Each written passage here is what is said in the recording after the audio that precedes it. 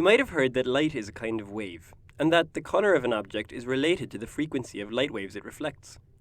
High-frequency light waves look violet, low-frequency light waves look red, and in-between frequencies look yellow, green, orange, and so on. You might call this idea physical color, because it says that color is a physical property of light itself. It's not dependent on human perception. And while this isn't wrong, it isn't quite the whole story either. For instance, you might have seen this picture before. As you can see, the region where the red and green lights overlap is yellow. When you think about it, this is pretty weird. Because light is a wave, two different frequencies shouldn't interact with each other at all. They should just coexist, like singers singing in harmony. So, in this yellow-looking region, two different kinds of light waves are present. One with a red frequency and one with a green frequency. There's no yellow light present at all. So, how come this region, where the red and green lights mix, looks yellow to us?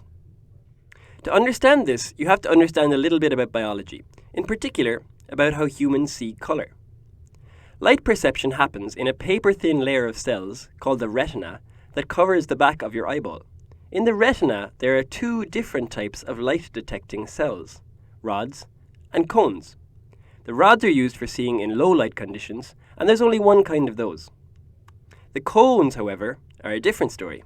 There are three kinds of cone cells that roughly correspond to the colors red, green, and blue.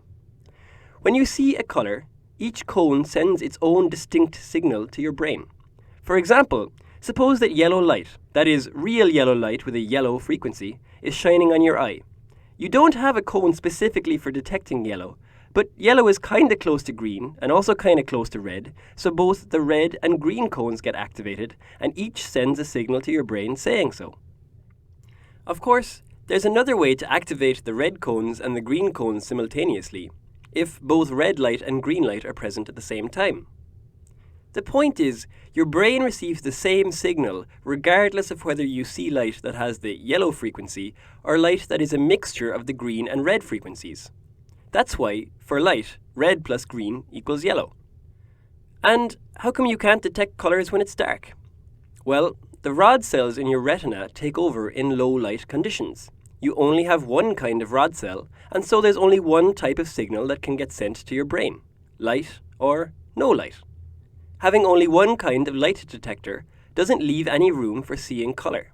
There are infinitely many different physical colors, but because we only have three kinds of cones, the brain can be tricked into thinking it's seeing any color by carefully adding together the right combination of just three colors, red, green, and blue. This property of human vision is really useful in the real world.